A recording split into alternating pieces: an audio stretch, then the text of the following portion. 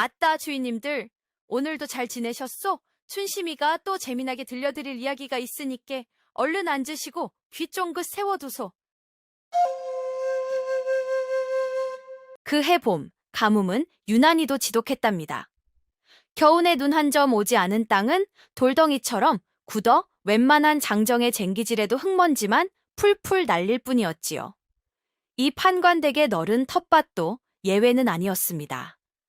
시아버지, 이 판관은 올해 농사는 다 글렀다며 긴 한숨을 내쉬었고, 집안의 장정들은 굳은 땅을 파헤치다 곡괭이 자루만 여러 개 부러뜨리고는 두 손 두 발 다 든 상태였지요. 바로 그때였답니다. 이 집안의 첫째 며느리인 화영이 일부러 보라는 듯이 호미를 들고 밭으로 나섰습니다.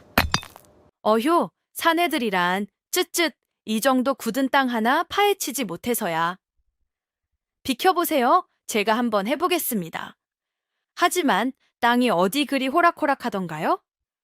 그녀의 호미는 굳은 땅에 팅 하고 튕겨나가기 일쑤였고 금세 이마에는 땀이 송골송골 맺혔습니다.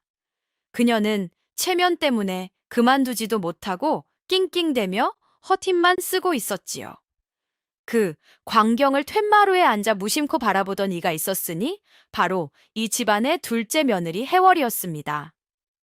집안에서는 늘 어수룩하고 답답한 사람 취급을 받고 있었지요. 해월은 잠시 고개를 갸웃거리더니 조용히 밭으로 걸어갔습니다. 그리고는 낑낑대는 형님 화영의 옆에 쪼그려 앉아 아무 말 없이 맨손으로 굳은 땅바닥을 짚어보았지요. 그녀가 손가락으로 땅을 꾹 누르자 딱딱하던 흙이 마치 두부처럼 스르르 파이는 것이 아니겠소. 해월은 흙의 결을 따라 몇 번 손가락을 놀리더니 이내 메마른 흙덩이 하나를 툭 하고 가볍게 떼어냈습니다. 그리고는 아무 생각 없다는 듯 무심하게 한마디를 툭 던졌습니다. 형님, 흙은 그렇게 파는 것이 아니옵니다. 결을 따라 숨구멍을 먼저 내주어야 하는 법인데. 낑낑대던 화영의 얼굴이 잘 익은 홍당무처럼 시뻘겋게 달아올랐지요. 자신은 호미로도 파지 못하는 땅을 저 볼품없는 동서가 맨손으로, 그것도 흙 파는 법을 훈수까지 두며 가볍게 파헤쳤으니 이보다 더 큰 모욕이 어디 있겠소이까. 내년이 감히 나를 가르치려 들어. 화영은 분노에 차 소리쳤지만 해월은 그저 어수룩하게 웃어 보일 뿐이었습니다. 시아버지 이 판관은 멀리서 이 기묘한 광경을 아주 흥미로운 눈으로 지켜보고 있었답니다. 이 집안의 두 며느리 화영과 해월은 태생부터 그릇이 다른 사람들이었답니다. 첫째 며느리인 화영은 한양에서도 손꼽히는 명문 사대부 집안의 여식이었습니다. 그녀는 어릴 적부터 귀한 사람은 흙을 만져서는 안 된다는 가르침 속에서 고이고이 자라왔지요. 그녀의 자랑은 아름다운 외모와 비싼 비단옷, 그리고 우리 아버님께서 우리 집안이 하며 늘 입에 달고 사는 그녀의 쟁쟁한 집안 배경이었습니다. 그런 그녀의 눈에 동서가 된 해월은 그야말로 눈엣가시 같은 존재였습니다. 둘째 며느리 해월은 저 멀리 오랑캐들이 득실거리는 삭막한 북방 국경지대의 이름 없는 몰락한 무관 집안의 딸이었습니다. 그녀는 혼인할 때 변변한 혼수품 하나 없이 몸만 덜렁 시댁에 들어왔지요. 외모 또한 어떠한가. 화영이 화려하게 핀 모란꽃 같다면 해월은 길게 핀 이름 모를 들풀과도 같았습니다. 체격은 왜소했고 오랜 북방 생활에 피부는 거칠었으며 말수는 지독하리 많지 적어 하루 종일 입을 떼는 일이 거의 없었지요. 어휴, 저 촌뜨기, 저런 것을 내 동서라고, 집안 망신이다, 망신. 화영은 사사건건 해월을 트집 잡아 괴롭혔습니다. 해월이 방을 쓸면 북방 오랑캐처럼 힘만 세서 먼지만 날린다. 고 타박했고, 밥을 지으면 천한 것 입맛이라 밥이 거칠기 짝이 없다고 핀잔을 주었지요. 그녀는 집안의 모든 힘들고 굳은 일을 교묘하게 해월에게 떠넘겼습니다. 무거운 장독대를 닦는 일, 차가운 냇가에서 얼음 깨고 빨래하는 일, 밤늦도록 길쌈하는 일까지. 해월은 새벽부터 밤늦게까지 쉴 틈 없이 몸을 움직여야만 했습니다. 하지만 해월은 그런 형님의 모진 구박에 단 한 번도 싫은 내색을 하거나 대꾸하는 법이 없었습니다. 그녀는 그저 묵묵히 소처럼 우직하게 자신에게 주어진 모든 일을 해낼 뿐이었지요. 그녀의 그런 무저항적인 태도는 오히려 화영을 더욱더 기고만장하게 만들었습니다. 전능하고 어수룩한 것이 제 분수를 아는구나. 집안의 다른 사람들 또한 권세 있는 첫째 며느리의 눈치를 보며 은근슬쩍 해월을 무시하고 따돌리기 시작했습니다. 그러면 주인님들, 이제부터 이 춘심이가 우리 해월아 씨의 진짜 정체에 대해 살짝 귀띔을 해드리겠나이다. 그녀가 어찌하여 저리도 묵묵히 모든 구박을 감내하고 있었는지 그 비밀스러운 사연을 말이오. 해월은 본디 저리도 왜소하고 어수룩한 여인이 아니었답니다. 그녀가 태어나고 자란 북방 국경지대는 1년 내내 삭풍이 몰아치고 언제 오랑캐들이 쳐들어올지 모르는 아주 험하고 위험한 곳이었지요. 그녀의 아버지는 대대로 그곳에서 나라의 국경을 지켜온 뼈대 있는 무관이었습니다. 하지만 그는 아들 없이 딸인 해월만을 두었지요. 그는 딸을 연약한 교수로 키우고 싶지 않았습니다. 이 험한 세상에서 제 몸 하나쯤은 스스로 지킬 수 있는 강인한 사람으로 키우고 싶었지요. 그는 어린 해월에게 글 대신 칼을, 수놓기 대신 활 쏘기를 가르쳤습니다. 해월은 아버지의 기대를 저버리지 않았지요. 그녀는 또래의 사내 아이들보다 훨씬 더 뛰어난 재능을 보였습니다. 그녀의 작은 몸 안에는 선조들로부터 물려받은 천부적인 무인의 피가 흐르고 있었던 것입니다. 10살이 되던 해에는 이미 웬만한 사내와 팔씨름을 하여 지지 않았고 15이 되던 해에는 달리는 말 위에서 활을 쏘아 백보 밖에 관역을 마칠 정도의 신궁이 되었습니다. 그녀의 아버지는 그녀에게 화려한 검술보다는 실전에서 살아남을 수 있는 생존 기술과 맨손으로 적을 제압하는 무서운 권법을 집중적으로 가르쳤다고 합니다. 하지만 그녀의 가문은 한순간에 몰락하고 말았습니다.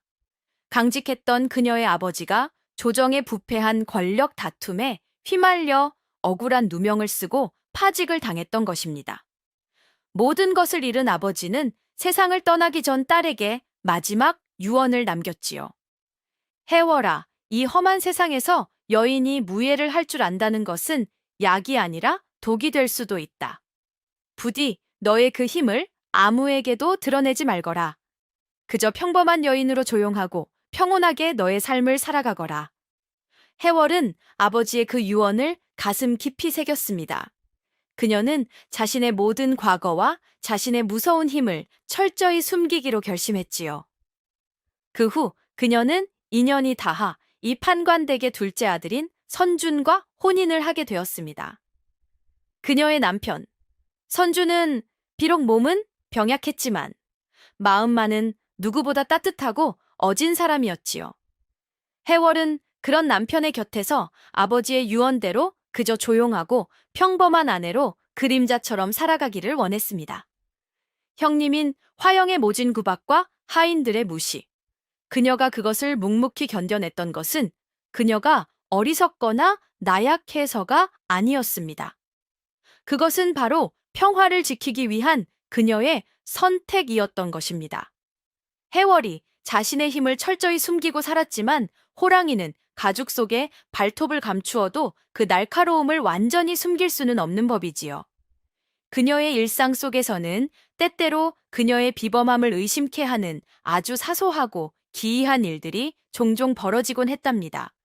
어떤 날은 시아버지 판관이 한양에서 아주 귀한 명마 한 피를 선물 받아왔습니다.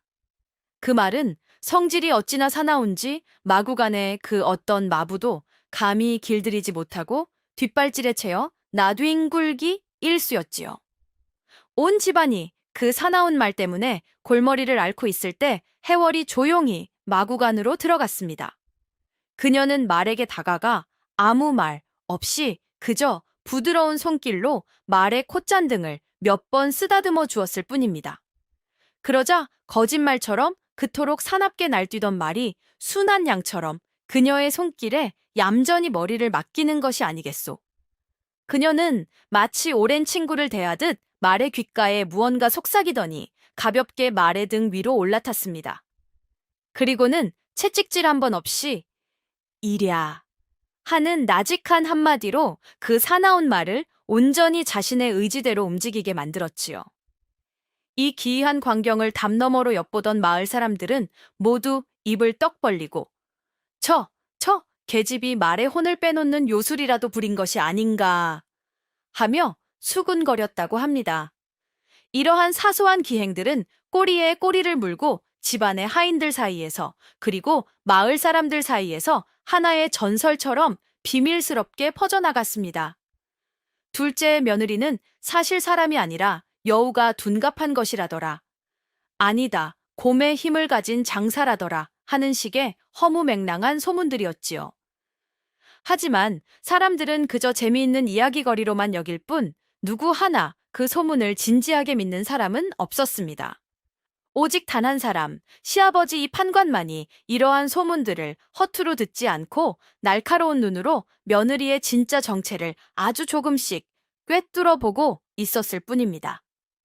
해월에 숨겨진 힘에 대한 기이한 소문들이 퍼져나가는 동안에도 형님, 화영의 그녀를 향한 시기와 질투는 조금도 사그라들 줄을 몰랐답니다.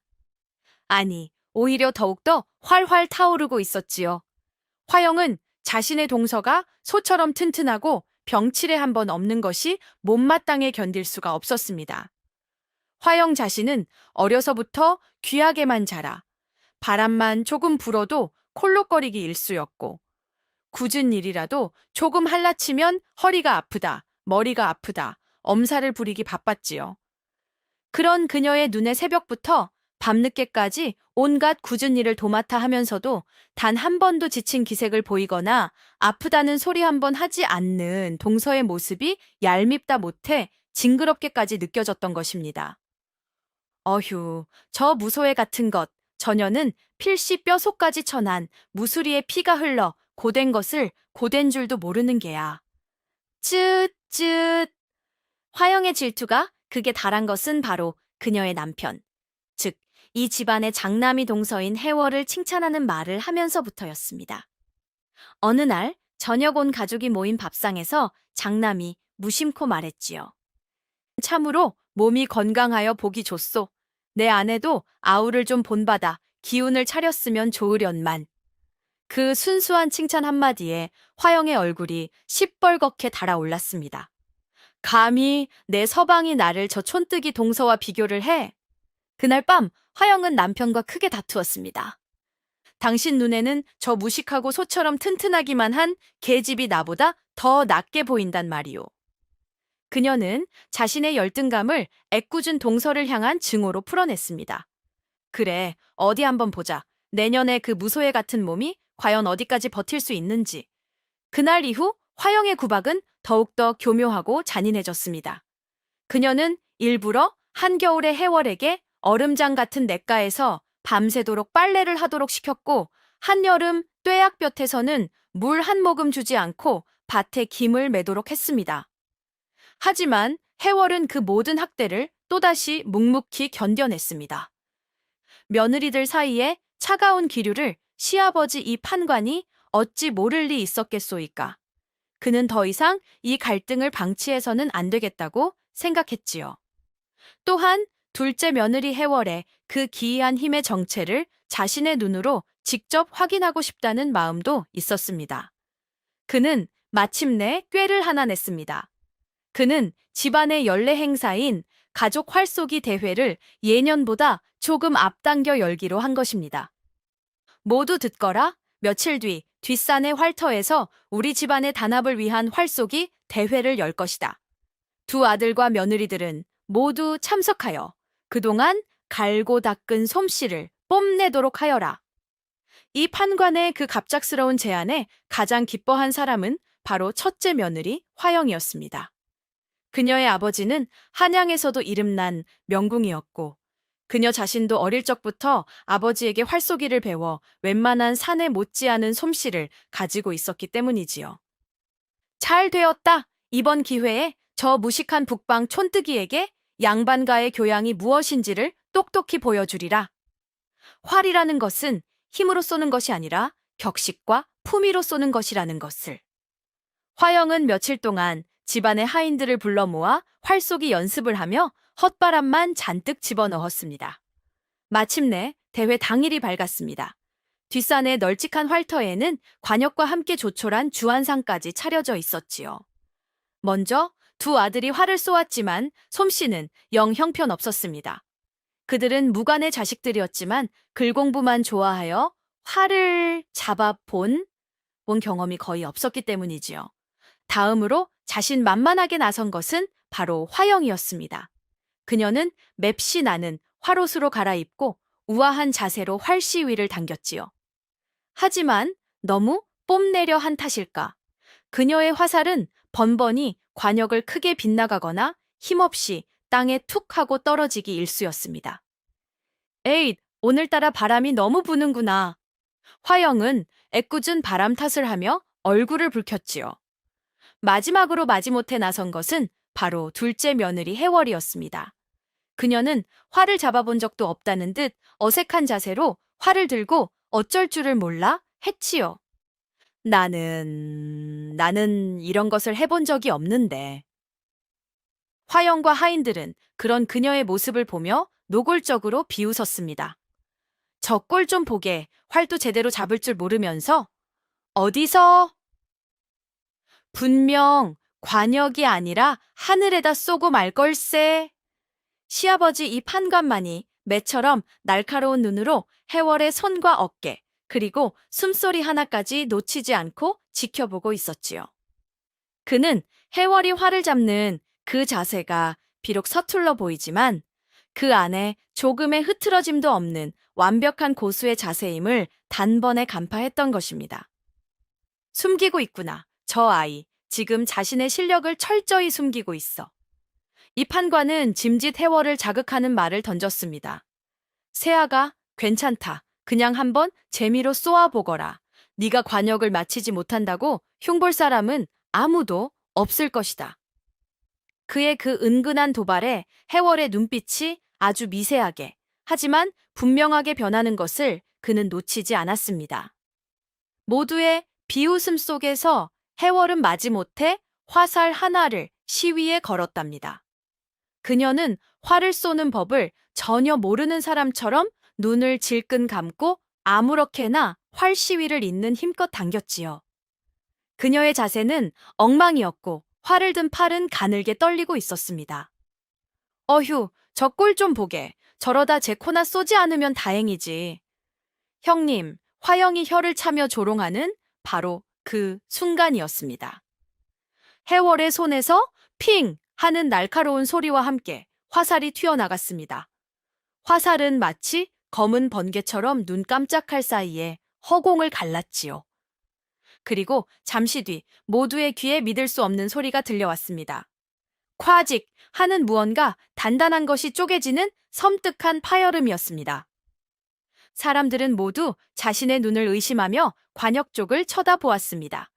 그리고는 그 자리에 얼어붙고 말았지요. 해월이 쏜 화살은 관역의 정중앙 홍심을 정확히 꿰뚫고 있었습니다. 그런데 놀라운 것은 그것이 끝이 아니었다는 것입니다. 화살의 위력이 어찌나 강력했던지 두꺼운 소나무 판자로 만들어진 관역을 통째로 꿰뚫고 그 뒤에 버팀목으로 세워져 있던 어른 팔뚝만한 나무 기둥에까지 화살촉이 절반이나 깊숙이 박혀 있었던 것입니다. 활터에는 쥐 죽은 듯한 정적이 흘렀습니다. 사람들은 모두 방금 전까지 자신들이 어수룩한 촌뜨기라고 비웃었던 그 왜소한 여인을 경악과 공포가 뒤섞인 눈으로 쳐다볼 뿐이었습니다. 저것은 우연이 아니었습니다. 저것은 인간의 힘이라고는, 아니, 웬만한 장정의 힘이라고는 도저히 믿을 수 없는 괴력 그 자체였습니다. 가장 큰 충격을 받은 사람은 물론 형님 화영이었습니다.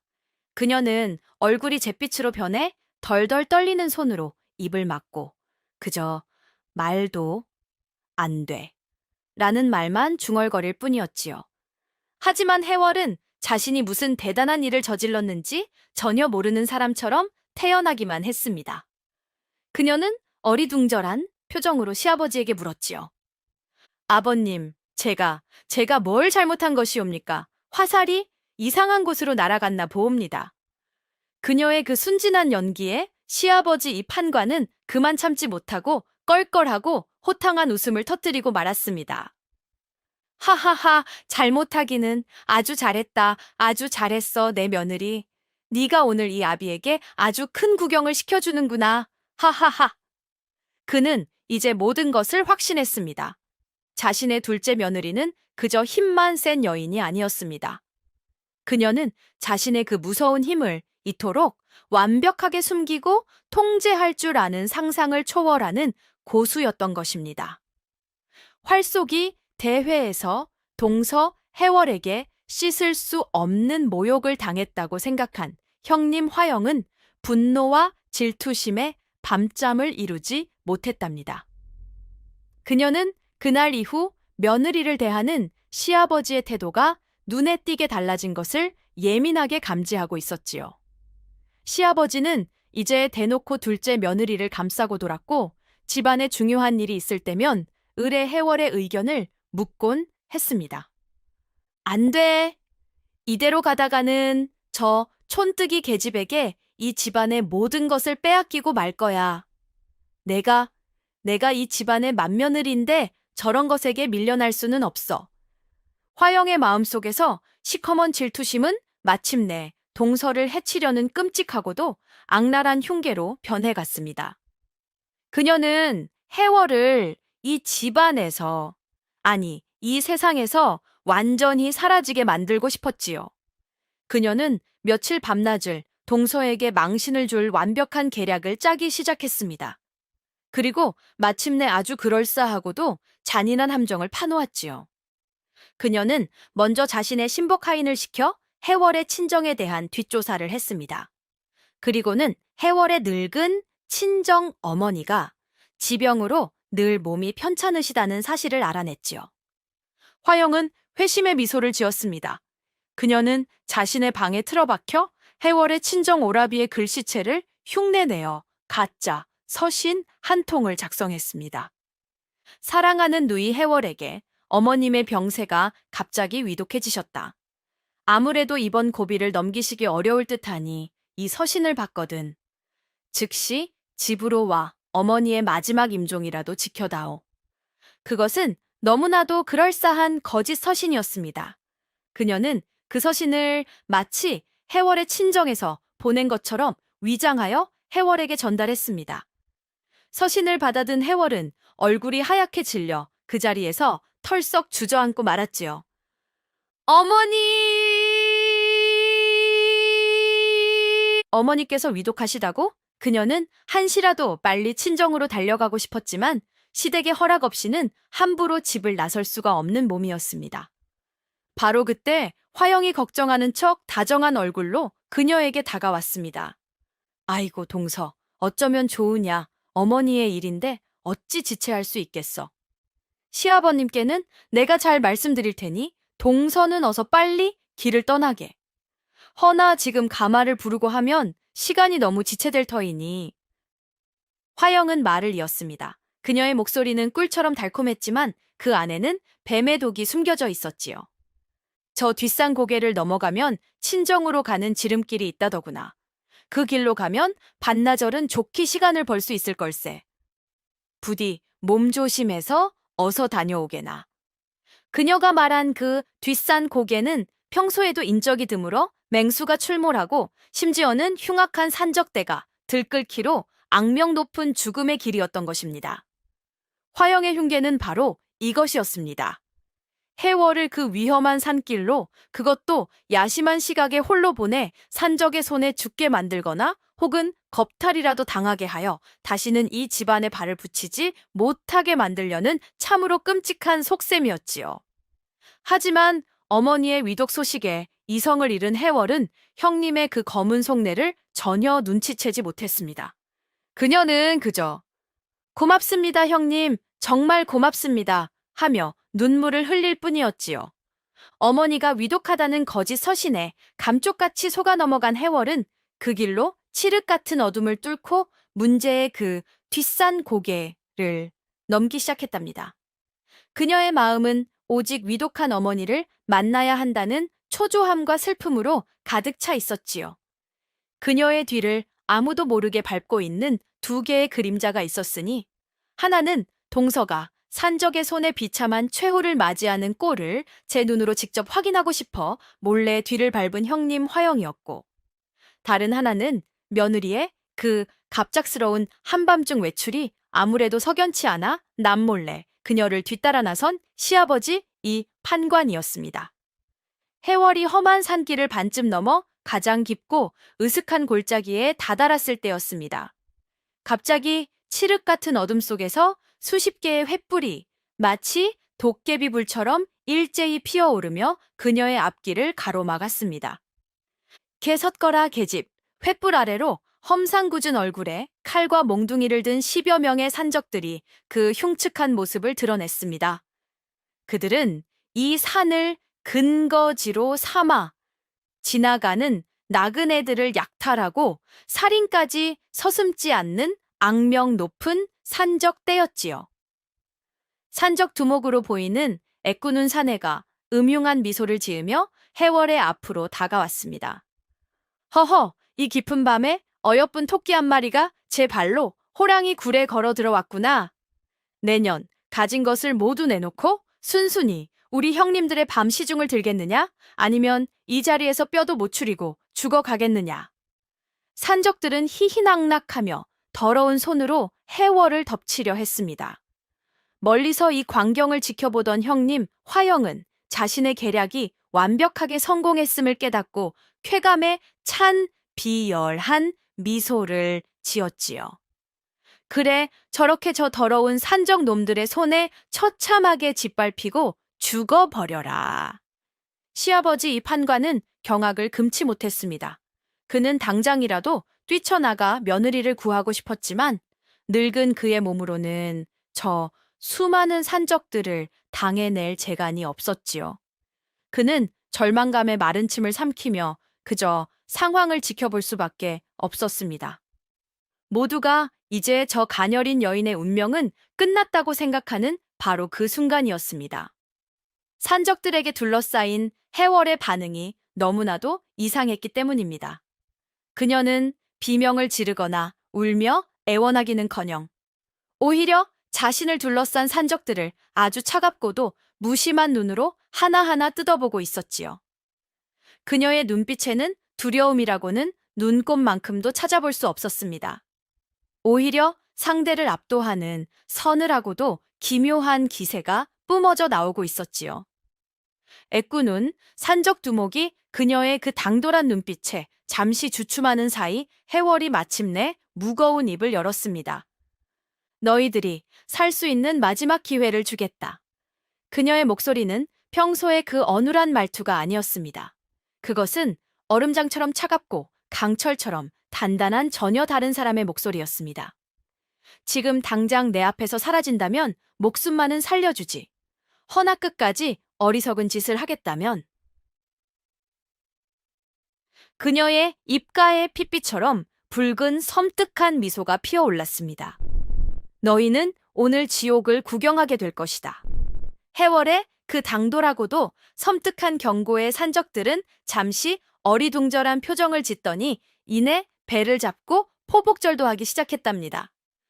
푸아하하, 저 계집이 지금 뭐라고 짓거리는 것이냐? 지옥을 구경하게 될 거라고? 아이고 배야, 우리가 아니라 내년이 오늘 밤 지옥을 구경하게 생겼는데 애꾸는 산적 두목이 눈물을 닦으며 칼을 빼들었습니다. 그래, 좋다. 내년에 그 맹랑한 혓바닥을 내가 먼저 잘라주마. 그가 흉악한 기세로 해월에게 달려드는 바로 그 순간 해월의 몸이 마침내 움직였습니다. 그 광경을 어찌 묘사해야 좋을지 이 춘심이의 입담으로는 도저히 다 표현할 수가 없을 지경이랍니다. 그녀의 움직임은 인간의 것이라고는 도저히 믿을 수가 없는 것이었습니다. 그녀는 마치 바람처럼 연기처럼 사라지는가 싶더니 눈 깜짝할 사이에 산적 두목의 등 뒤에 유령처럼 나타나 있었습니다. 그리고 그녀의 손에는 어느 틈에 꺾었는지 단단한 참나무 가지 하나가 날카로운 칼처럼 들려 있었지요. 크헉, 산적 두목은 비명 한 번 제대로 지르지 못했습니다. 해월이 휘두른 나뭇가지가 그의 손목을 정확히 가격하여 칼을 떨어뜨리게 만들었고, 이어서 그의 뒷목 급소를 찔러 그 거대한 몸을 단숨에 기절시켜 버렸기 때문입니다. 두목! 부두목이 쓰러지는 것을 본 나머지 산적들은 경악을 금치 못했습니다. 그들은 그제야 자신들이 지금 평범한 여인을 상대하고 있는 것이 아님을 깨달았지요. 전연, 죽여라! 산적들이 공포심을 감추기 위해 더욱더 흉악한 기세로 사방에서 동시에 덮쳐왔습니다. 하지만 그 순간 해월은 더 이상 순박하고 어수룩한 시골 며느리가 아니었습니다. 그녀는 아버지에게 물려받은 북방의 실전무예로 단련된 무서운 인간 병기였지요. 그녀의 몸이 춤을 추듯 회전하기 시작했습니다. 그녀는 맨손으로 날아오는 칼날을 잡고 비틀어 그 칼로 다른 적의 심장을 찔렀습니다. 그녀는 땅을 박차고 날아올라 적의 얼굴을 발로 걷어찼고 손가락으로 적의 혈도를 찔러 그들을 마비시켰습니다. 그녀의 움직임에는 화려함이라고는 없었습니다. 오직 상대를 가장 빠르고 가장 효율적으로 무력화시키기 위한 간결하고도 치명적인 동작들만이 있을 뿐이었습니다. 그녀의 그 모습은 마치 훈련된 맹수가 양 떼속으로 뛰어든 것과도 같았지요. 불과 차 한 잔 마실 시간도 되지 않아 10여 명의 흉악한 산적들은 모두 팔다리가 부러지거나 기절한 채 피투성이가 되어 땅바닥을 뒹굴고 있었습니다. 해월은 그 지옥도의 한가운데 홀로 피 한 방울 묻히지 않은 채 서 있었습니다. 그녀는 거친 숨을 몰아쉬며 주변을 둘러보았지요. 그녀의 눈빛은 더 이상 인간의 감정이 느껴지지 않는 차갑고 공허한 살수의 눈빛이었습니다. 해월의 그 끔찍하리만치 압도적인 무위를 숨죽여 지켜본 두 명의 목격자는 그야말로 극과 극의 반응을 보이고 있었답니다. 먼저 형님 화영은 덤불 뒤에 숨어 온몸을 사시나무 떨듯 떨고 있었지요. 그녀는 공포에 질려 비명조차 지르지 못했습니다. 그녀의 눈앞에 펼쳐진 광경은 그녀의 상식과 이해의 범주를 완전히 벗어난 것이었습니다. 저것은 인간이 아니야. 요물이야. 귀신이야. 자신이 그토록 무시하고 핍박했던 그 어수룩하고 왜소한 동서가 사실은 저런 무서운 괴물이었다니. 그녀는 만약 해월이 자신의 흉계를 눈치채고 저 무서운 힘을 자신에게 돌린다면 어떻게 될 것인가를 상상하며 공포에 질려 그 자리에서 오줌을 지릴 지경이었습니다. 반면 또 다른 목격자인 시아버지. 이 판관은 나무 뒤에 몸을 숨긴 채 전혀 다른 감정에 휩싸여 있었지요. 그의 입은 경악으로 벌어져 있었지만 그의 눈은 평생 처음 보는 귀한 보석이라도 발견한 듯 경이로움과 희열로 번뜩이고 있었습니다. 저 몸놀림, 저 기세, 저것은 10년 전 북방의 국경을 뒤흔들었던 전설적인 무관의 비기가 아니고 무엇인가? 그렇다면 저 아이는 이 판관은 마침내 모든 조각을 맞출 수 있었습니다. 다음 날 시아버지 이 판관은 아무 일도 없었다는 듯 평소와 같이 서재에서 책을 읽고 있었답니다. 하지만 그의 머릿속은 온통 며느리 해월에 대한 생각으로 가득 차 있었지요. 그는 밤새 한숨도 자지 못하고 고민했습니다. 며느리의 그 엄청난 비밀을 어떻게 처리해야 할 것인가. 그는 먼저 큰 며느리 화영부터 처리하기로 했습니다. 동서에게 끔찍한 흉계를 꾸민 그 악랄함을 더 이상 묵과할 수 없었고, 또한 며느리의 비밀을 알고 있는 그녀를 이대로 놔두는 것은 위험천만한 일이었기 때문입니다. 그는 화영을 자신의 서재로 조용히 불러들였지요. 화영은 밤새 공포에 떨다 뜬 눈으로 밤을 새운 터라 얼굴이 반쪽이 되어 있었습니다. 그녀는 시아버지 앞에 죄인처럼 고개도 들지 못하고 엎드렸지요. 네, 동서는 어찌 되었느냐? 이 판관이 차갑게 물었습니다. 화영은 덜덜 떨며 차마 거짓말을 하지 못하고 어젯밤에 있었던 일을 더듬거리며 고하기 시작했습니다. 하지만 동서가 산적을 물리쳤다는 믿을 수 없는 부분은 빼고 그저 산적을 만나 어찌 되었는지 생사를 알 수 없사옵니다. 라고 둘러댈 뿐이었습니다. 그녀의 그 가증스러운 거짓말에 이 판관은 싸늘한 미소를 지었습니다. 그는 짐짓 슬프고도 안타까운 목소리로 그녀에게 거짓말을 했지요. 그래, 나도 방금 관아로부터 소식을 들었다. 내 동서가 간밤에 흉악한 산적의 손에 끔찍한 죽임을 당했다는구나. 예, 예. 화영은 놀라는 척 연기를 했지만 그녀의 눈빛 깊은 곳에 숨길 수 없는 안도와 기쁨의 빛이 스쳐 지나가는 것을 이 판관의 매서운 눈이 놓칠 리 없었지요. 역시 전혀는 구제할 수 없는 악독한 연희로구나. 이 판관은 마지막 확인을 위해 그녀에게 더욱더 잔인한 거짓말을 던졌습니다. 허나 다행히도 우리 가문의 가병들이 그 산적 놈들을 모조리 소탕하고 두목의 목을 베어왔다. 나는 그 공을 내 아비인 판서 대감께 돌려 너를 열녀로 만들어줄 생각이다. 내 동서의 죽음을 너의 가문을 빛내는 데 이용해야지. 그 말에 화영의 얼굴에 마침내 감출 수 없는 화색이 돌았습니다. 잘 되었다. 눈에 가시 갔던 동서도 사라지고 나는 열려문까지 받게 되다니. 화영이 시아버지의 그 달콤한 거짓말에 속아 감사 인사를 올리려던 바로 그 순간이었답니다. 서재의 문이 벌컥 하고 열렸습니다.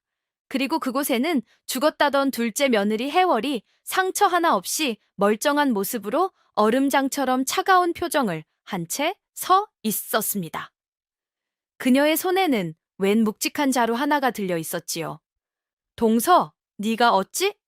화영은 마치 죽은 귀신이라도 본 사람처럼 얼굴이 하얗게 질려 말을 더듬었습니다. 해월은 아무런 대답도 없이 방 안으로 성큼성큼 걸어 들어왔습니다. 그리고는 자신이 들고 온 자루를 시아버지의 책상 위에 툭 하고 무심하게 던져 놓았지요. 자루가 굴러가며 그 안에서 웬 시커먼 덩어리 하나가 쿵 소리를 내며 굴러 떨어졌습니다.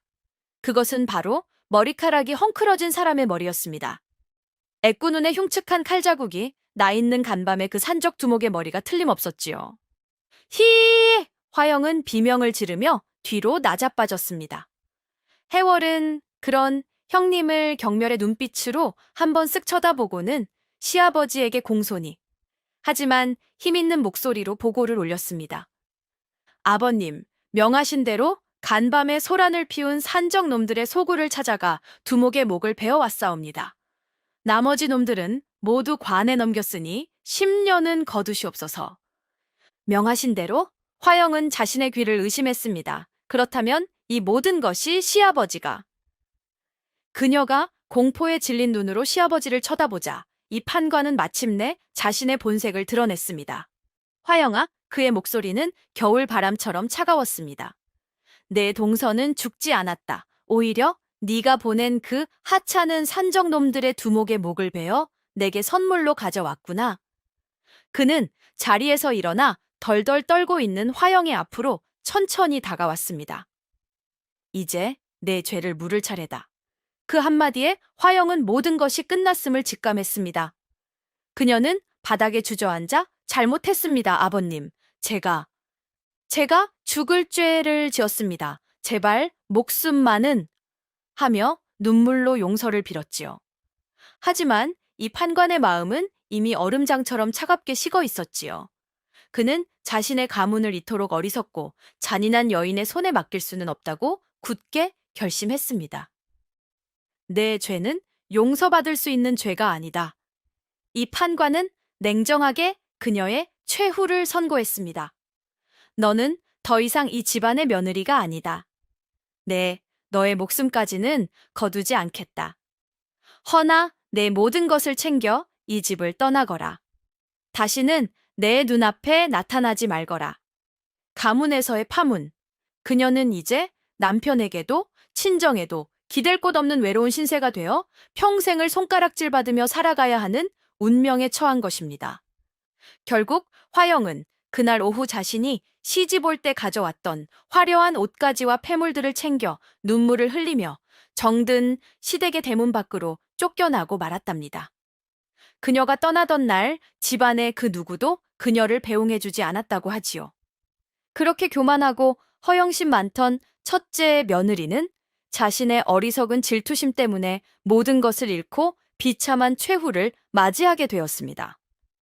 이 사건 이후 집안의 권력 구도는 완전히 둘째 며느리인 해월을 중심으로 재편되기 시작했습니다. 이 판관은 온 집안 사람들을 불러 모아 엄숙하게 선언했습니다. 모두 듣거라. 오늘부터 이 집안의 모든 안살림은 둘째 며느리인 해월에게 맡길 것이다. 해월의 말은 곧 나의 말이니 너희는 모두 새로운 안주인을 정성을 다해 섬기도록 하여라. 만약 토를 달거나 불복하는 자가 있다면 그 또한 이 집안에 발을 붙이지 못할 줄 알아라. 시아버지의 그 파격적인 결정에 하인들은 모두 경악을 금치 못했지만 감히 누구 하나 반대하는 자는 없었지요. 그들은 이미 해월이 가진 그 상식을 초월하는 힘과 시아버지의 절대적인 신임을 똑똑히 보았기 때문입니다. 하루아침에 구박받던 천덕꾸러기에서 이 집안의 실질적인 안주인으로 신분이 급상승하게 된 해월. 그녀는 그저 묵묵히 자신에게 주어진 새로운 운명을 담담하게 받아들일 뿐이었습니다. 그리고 그녀에게는 곧 단순히 집안 살림을 돌보는 것을 넘어 훨씬 더 중요하고 막중한 임무가 주어지게 된답니다. 이 판관의 집에는 대대로 집안을 지켜온 수십 명의 가병들이 있었습니다. 하지만 평화로운 시절이 오래 계속되면서 그들은 무예 훈련을 게을리하고 그저 술이나 마시며 세월을 보내는 오합지졸로 전락한 지 오래였지요. 이 판관은 바로 이 오합지졸들을 며느리 해월에게 맡겼습니다. 세아가 네가 오늘부터 이자들의 군기를 바로잡고 다시 쓸만한 군사로 만들어 다오. 네 아버지께 배운 그 실전 무예를 이들에게 가르쳐 주었으면 한다. 그의 그 파격적인 명령에 가병들은 모두 코웃음을 쳤습니다. 뭐요? 저 계집이 우리를 가르친다고? 사내 대장부들이 어찌 계집의 밑에서 훈련을 받는단 말이오. 그들은 노골적으로 해월을 무시하고 훈련에 불참하며 반항하기 시작했지요. 그들의 반항이 극에 달하던 어느 날 해월이 말없이 훈련장의 커다란 바위 앞으로 걸어갔습니다. 그 바위는 장정 서너 명이 달라붙어야 겨우 움직일 수 있는 거대한 바위였지요. 해월은 아무 말 없이 그 바위를 한 손으로 가볍게 들어 올렸습니다. 그리고는 마치 종이 뭉치를 던지듯 수십 보 밖으로 휙 하고 던져버렸지요. 그 광경을 본 가병들은 모두 입을 떡 벌리고 그 자리에 얼어붙고 말았습니다. 해월은 얼음장처럼 차가운 눈으로 그들을 쏘아보며 나직이 말했습니다. 내 방식에 불만 있는 자가 또 있느냐? 그날 이후 집안에서 해월에게 감히 계집이라며 대드는 자는 단 한 명도 없게 되었다고 합니다. 해월의 훈련 방식은 혹독하고 무자비했습니다. 그녀는 한양의 무예 교관들처럼 화려한 검술이나 격식 있는 창술을 가르치지 않았습니다. 그녀는 오직 북방의 험한 전쟁터에서 살아남기 위한 실전 기술만을 가르쳤지요. 맨손으로 적을 제압하는 법, 지형 지물을 이용해 함정을 파는 법, 그리고 동료가 쓰러졌을 때 서로를 지키고 함께 싸우는 전우회를 가르쳤습니다. 처음에는 불평하던 가병들도 해월의 그 압도적인 실력과 공평하고 사심 없는 지도력에 점차 감화되어 그녀를 진심으로 따르고 존경하게 되었지요.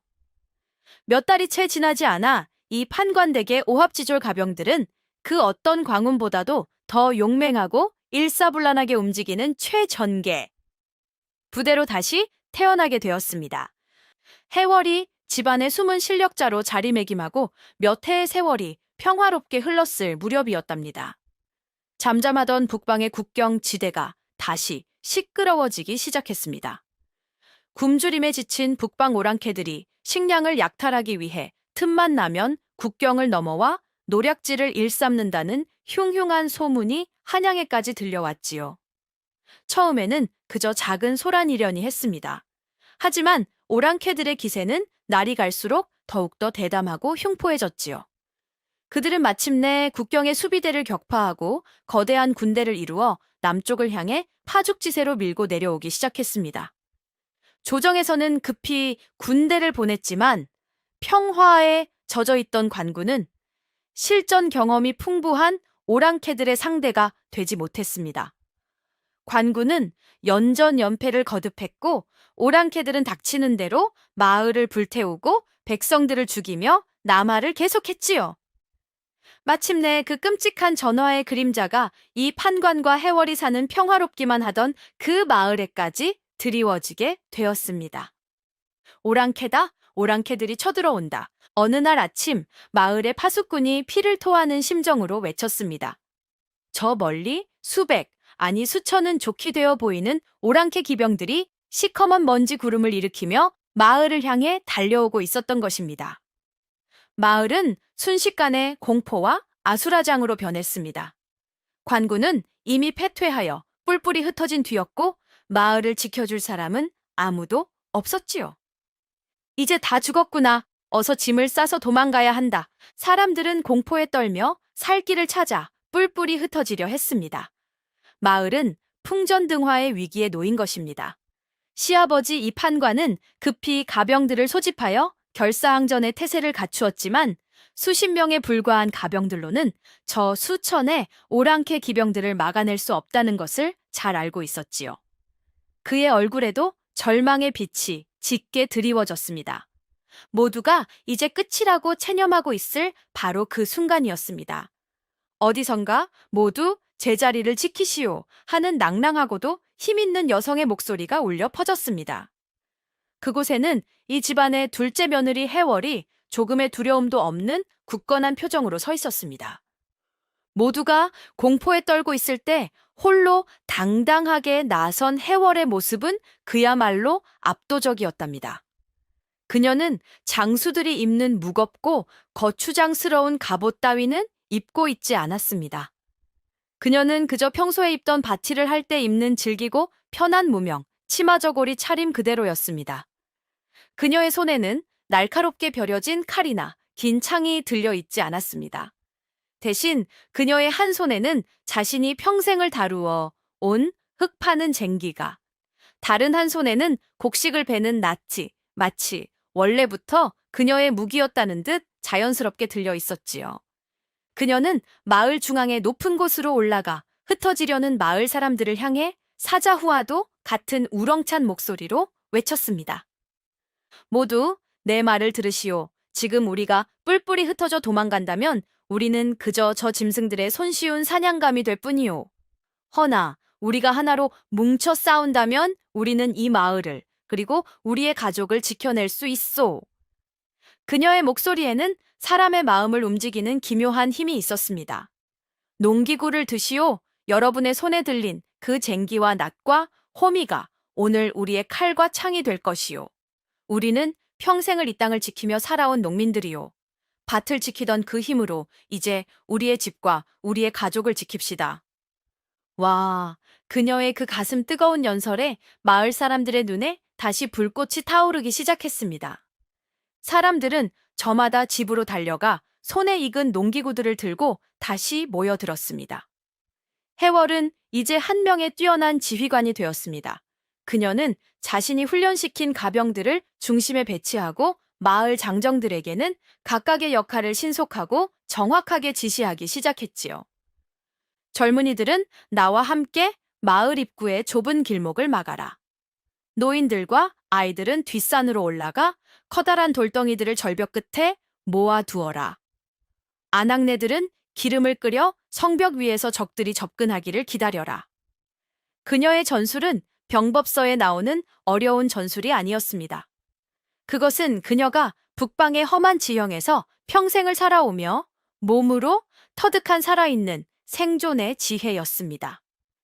마침내 시커먼 먼지 구름과 함께 수천의 오랑캐 기병들이 성난 파도처럼 마을을 향해 밀려오기 시작했답니다. 그들의 흉악한 함성 소리는 땅을 뒤흔들고 하늘을 찢을 듯 했지요. 하지만 마을 사람들은 더 이상 두려워하지 않았습니다. 그들의 앞에는 쟁기를 든 여장군 해월이 태산처럼 굳건하게 서 있었기 때문입니다. 쏴라! 해월의 짧은 명령이 떨어지자 마을의 허술한 성벽 위에서 아낙네들이 미리 끓여두었던 뜨거운 기름과 똥물을 비 오듯 쏟아부었습니다. 크악! 이게 뭐야? 으악! 뜨거워! 선두에 섰던 오랑캐들은 예상치 못한 기습에 혼비백산하여 말에서 떨어져 나뒹굴었습니다. 그 틈을 놓치지 않고 해월은 마을 장정들을 이끌고 성문을 열고 뛰쳐나가 적진의 한복판으로 돌격했습니다. 철아, 그녀의 손에 들린 쟁기는 이제 더 이상 흙을 파는 농기구가 아니었습니다. 그것은 수백 근의 무게를 실어 적의 투구와 갑옷을 종이처럼 찢어버리는 무서운 파괴의 무기였습니다. 그녀가 한번 쟁기를 휘두를 때마다 오랑캐 병사 서넛이 비명을 지르며 나가떨어졌지요. 마을 장정들 또한 그녀의 용맹한 모습에 힘을 얻어 손에 든 낫과 호미와 괭이를 미친 듯이 휘두르며 적들에게 맞서 싸웠습니다. 오랑캐들은 당황했습니다. 그들은 평생을 수많은 전쟁터를 누볐지만 이처럼 농기구를 들고 죽음을 두려워하지 않고 달려드는 군대는 생전 처음이었기 때문입니다. 그들이 우왕좌왕하는 사이 뒷산의 절벽 위에서 마을의 노인들과 아이들이 미리 준비해 두었던 거대한 돌덩이들을 굴려 내리기 시작했습니다. 수백 개의 돌덩이가 천둥 같은 소리를 내며 오랑캐들의 후방 부대를 덮쳤고 그들의 진영은 완전히 무너져 내리고 말았습니다. 마침내 그녀는 오랑캐 두목의 앞에 섰습니다. 오랑캐 두목은 자신의 눈앞에 나타난 쟁기를 든 이 왜소한 여인을 믿을 수 없다는 눈으로 쳐다보았지요. 그리고 그것이 그가 본 마지막 광경이었습니다. 해월이 휘두른 쟁기가 그의 머리 위로 무자비하게 떨어져 내렸습니다. 두목을 잃은 오랑캐들은 전의를 완전히 상실하고 귀신이다. 저 계집은 사람이 아니라 귀신이다. 하며 혼비백산하여 꽁무니를 빼고 도망치기 시작했지요. 쟁기를 든 한 시골 며느리가 수천의 오랑캐의 대군을 물리쳤다는 그 믿을 수 없는 소식은 바람을 타고 순식간에 온 나라에 퍼져나갔답니다. 패잔병들을 수습하여 전열을 가다듬고 있던 관군의 장수들은 처음에는 그 소식을 믿지 않았지요. 웬 허무맹랑한 소리냐. 계집 하나가 수천의 기병을 물리쳤다니 말이 되는 소리를 하거라. 하지만 그들이 직접 전쟁터의 참상을 확인하고 마을 사람들로부터 해월의 신기에 가까운 활약상을 전해 듣고는 경악을 금치 못했습니다. 이 놀라운 소식은 마침내 한양의 궁궐에까지 전해졌습니다. 임금님께서는 나라를 구한 그 용맹한 여장부를 직접 치하하기 위해 그녀를 궁궐로 불러들이라는 어명을 내렸지요. 며칠 뒤 해월은 시아버지 이 판관과 남편 선준과 함께 난생 처음으로 한양 땅을 밟게 되었습니다.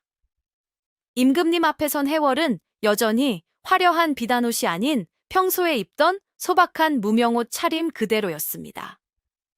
그녀는 조금의 교만한 기색도 없이 그저 묵묵히 임금의 처분을 기다릴 뿐이었지요. 임금님께서는 그런 그녀의 당당하고도 겸손한 모습에 깊은 감명을 받으셨습니다. 그대의 공은 실로 이 나라를 구한 1등 공신이라 할 만하다. 내 그대에게 의성 부인이라는 벼슬을 내리고 그대가 평생을 편히 살 수 있는 막대한 재산을 하사하겠노라.